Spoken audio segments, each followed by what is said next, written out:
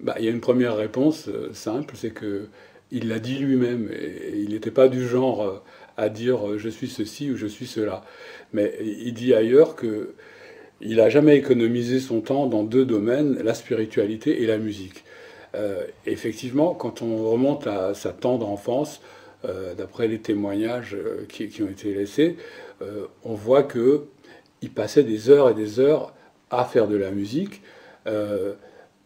Solitairement, hein, et que les maîtres de cette musique qui existait là-bas, dans le Kurdistan, venaient tous à lui, d'abord au début pour lui montrer tout ce qu'on pouvait apprendre, et puis finalement pour l'entendre, parce qu'à l'âge de 9 ans, il était déjà un maître de musique, c'est-à-dire un enfant prodige en fait. Alors quel était son instrument? C'était un luth à deux cordes. Il a doublé une des cordes plus tard, qui a changé pas mal le caractère de cet instrument, qu'on appelle tambour. Ailleurs, on peut l'appeler dotar, et qui est exclusivement voué dans son milieu d'origine à la musique spirituelle. Donc, un instrument sacré même sacro-saint. Euh, lui, non seulement il a assimilé ce répertoire traditionnel, hein, religieux, mais il a intégré toute la musique qu'on pouvait entendre dans son milieu, euh, avec des instruments comme le hautbois, ou la viole, ou la flûte des bergers.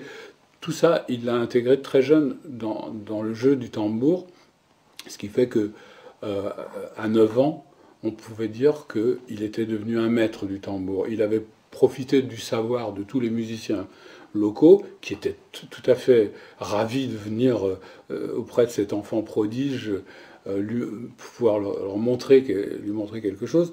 Et après ça, il a élaboré sa technique personnelle, il a développé une technique transcendante, il a développé les morceaux, il les a arrangés, mis en série de façon à ce qu'on puisse jouer des heures et des heures en enchaînant de façon logique ou de façon chaotique selon le cas.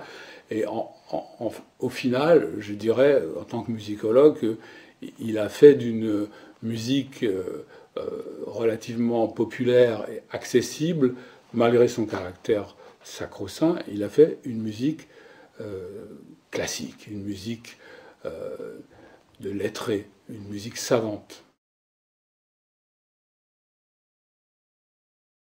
Ce qui frappe à la première écoute, ce qui frappe tout le monde, y compris les Iraniens qui entendent beaucoup de musique traditionnelle de régions différentes, c'est d'abord le système lui-même. Ici, on fonctionne tout à fait autrement que dans le système modal général qu'on trouve du Maroc à l'Inde. Et de ce point de vue-là, j'aurais tendance à dire qu'il y a vraiment quelque chose d'archaïque dans cette musique. Il y a des séries d'intervalles, des notes très curieuses, très insolites, et parfois au stade à utiliser ce potentiel de façon que je dirais résolument moderne, c'est-à-dire on a des fois l'impression d'entendre de la musique sérielle, dodécaphonique, tellement il est allé loin dans l'étrange. Et en même temps, le plus souvent, on a des sonorités qui ont un air familier, les rythmes, euh, on a toutes ces gammes modales qui existent partout, y compris en Occident.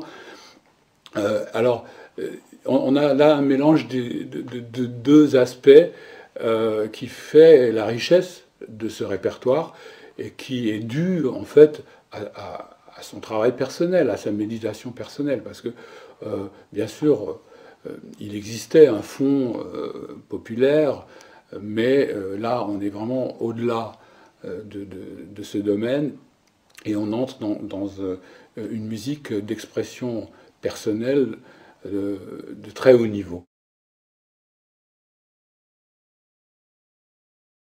C'était visuellement quelque chose d'extraordinaire.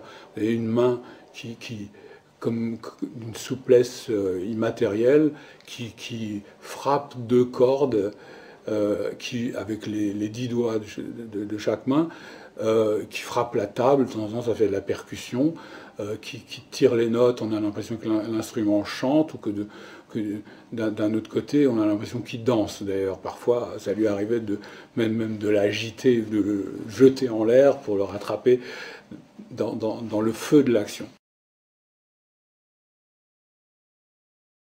Cette musique correspondait à des visions, à des lignes de méditation qui lui apparaissaient au milieu de la performance. Et c'est pour ça que, très souvent, elle a un aspect un peu chaotique, elle peut vous surprendre, elle peut aussi bien développer un thème pendant 5, 10, 15 minutes, très homogène, que tout d'un coup opérer une rupture, une brisure de rythme, d'expression. Et quand on lui demandait pourquoi c'était comme ça, il dit parce que je vois des scènes spirituelles. Donc c'est une musique, en ce sens total, qui lie la vision, l'audition, le geste, l'intention évidemment, et c'est peut-être une des raisons pour lesquelles elle impressionnait extrêmement profondément les auditeurs qui ont eu la chance de l'entendre en situation. La place de la musique pour lui était extrêmement élevée. C'était pour lui un langage ineffable, une façon de... En tant que musicien performant, c'était, selon certaines paroles qu'il a prononcées, c'était même une façon d'accéder au monde des mystères. Ça pourrait être un moyen de comprendre des choses. Et en tout cas, c'était très certainement, de toute évidence, un moyen de communiquer au-delà des mots à ses élèves, de communiquer par la sensibilité ou par l'imagination active des choses qui ne pouvaient pas passer par les mots. Et de fait, on a des témoignages de gens qui sont arrivés là, qui ne connaissaient pas la langue, qui ne pouvaient pas communiquer autrement, mais qui ont compris quelque chose d'essentiel grâce à sa musique. Quand on dit que c'est une musique méditative, il faut comprendre que la méditation, c'est pas simplement la contemplation passive de quelques formes tranquilles qui vous procurent quelques sentiments océaniques ou des choses de ce genre. La méditation, ça peut être aussi lié à l'action, ça peut être lié au mouvement, à l'émotion, émotion. Il faut se rappeler que dans le tambour d'Ostade, il y a à la fois cette dimension totalement d'intériorité, de pensée finalement, une pensée qui se développe, mais il y a aussi l'aspect d'exubérance, d'exultation, qui représente l'aboutissement, par exemple, d'une séance de dévotion telle qu'elle est pratiquée un peu partout au Moyen-Orient, c'est-à-dire qui termine dans la danse. Il y a de la danse, il y a du mouvement, ça peut devenir trépidant. Donc la méditation, si vous voulez, elle couvre tout ça, et d'autant mieux que l'arrangement, l'agencement des séquences est fait éventuellement pour vous amener à un état de ce genre. Donc on y trouve un large éventail expressif qui va beaucoup plus loin que ce qu'on pense d'habitude être une musique de méditation. Ça a aussi un côté pédagogique. Je veux dire que dans la spiritualité, le rythme, ça ronronne pas. Hein. On n'est pas en vitesse de croisière modérée. Tout d'un coup, il y a des ruptures, on prend des gifles, on a des épreuves, on doit tout vivre. Sa musique nous propose ça aussi. La singularité de cet enseignement, c'était justement que, pour quelqu'un qui, comme moi, avait étudié le soufisme, les traditions orientale, le bouddhisme, le christianisme, c'était que,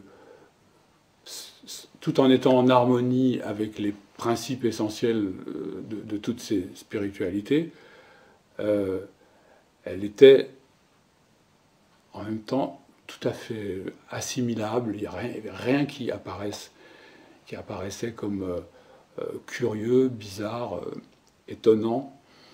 Elle était proche de la vie, complètement en osmose, en symbiose avec la vie de tous les jours.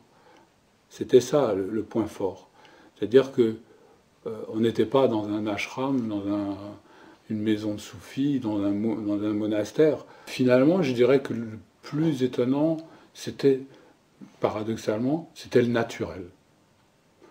Et je crois que ça a été développé après dans l'idée d'une spiritualité naturelle, qui est un concept tout à fait nouveau, puisque jusqu'alors, la spiritualité se positionnait justement contre la nature. Alors, d'un côté, ça paraissait très simple, et en même temps, c'était extrêmement difficile, parce que ça demandait une attention sur tous les détails et constante, dans tous les détails de la vie, de A à Z. Et d'ailleurs, l'essentiel de son enseignement oral, si vous voulez, c'est le plus souvent, à la suite d'une question pratique qui s'est posée à quelqu'un, il donne une réponse, il théorise, et petit à petit, le système s'élabore comme ça.